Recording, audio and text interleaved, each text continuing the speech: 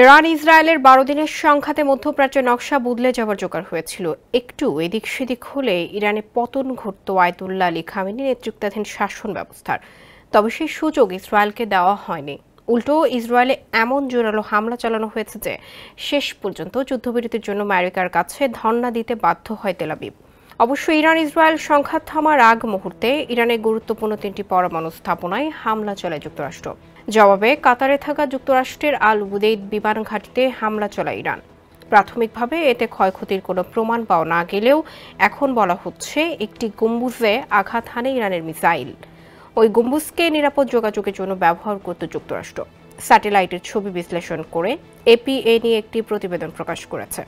অবশ্য ক্ষয়ক্ষতির ব্যাপারে মার্কিন সামরিক বাহিনী ও কাতার কেউই তাৎক্ষণিকভাবে মুখ খোলেনি। ওই গম্বুজ ছাড়া বিমান ঘাঁটিতে আর উল্লেখযোগ্য ক্ষয়ক্ষতি হয়নি। এর কারণ হিসেবে বলা হচ্ছে ইরান আগেভাগেই ওই হামলার ব্যাপারে কাতারকে জানিয়ে রেখেছিল।